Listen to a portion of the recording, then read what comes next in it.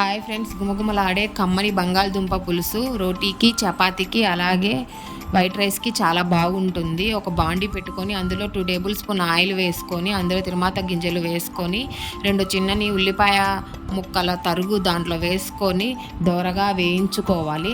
దోరగా వేగాక అందులో 2 పెద్ద సైజు బంగాళదుంప ముక్కలను అందులో వేసుకొని పైకి కిందికి పోపు మొత్తం బంగాళదుంపలకు పట్టేలాగా కలుపుకోవాలి. కలుపుకున్నాక ఒక చిటికెడు పసుపు వేసుకోవాలి. దాంట్లో వేసుకొని మళ్ళా ఒకసారి కలుపుకొని ఒక 2 మినిట్స్ మూత పెట్టేసి మగ్గనివ్వాలి.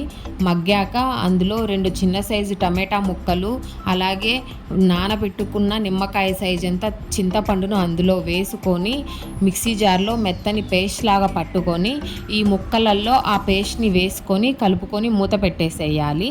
మూత పెట్టాక ముక్క ఉడికిందో లేదో తెలియాలంటే ఒక చిన్న ముక్క తీసుకొని ప్లేట్లో వేసుకొని మనం చేత్తో గోరుతో విరిస్తే 2 ముక్కలు అవ్వాలి. ఆ మాత్రం ఉడికితే సరిపోతుంది. ఉడికాక అందులో వేయించుకున్న పల్లీలు మెత్తని పేస్ట్ లాగా పట్టుకొని ఆ పేస్ట్ని అందులో వేసుకోవాలి. వేసుకొని బాగా కలుపుకున్నాక ఒక 1 మినిట్ మూత పెట్టేసి తర్వాత తీసి అందులో గరం మసాలా, కారం, ధనియాల పొడి, కల్లుప్పు, నేను కల్లుప్పు వేసుకున్నాను టేస్ట్ కోసం. మీ దగ్గర కల్లుప్పు ఉంటే కల్లుప్పు, లేదంటే సాల్ట్ అయినా వేసుకోవచ్చు, అది మీ ఇష్టం. సాల్ట్ వేసుకున్నా బాగానే ఉంటుంది. కల్లుప్పు అయితే కొద్దిగా టేస్ట్ చాలా బాగుంటుంది. కలుపుకున్నాక అందులో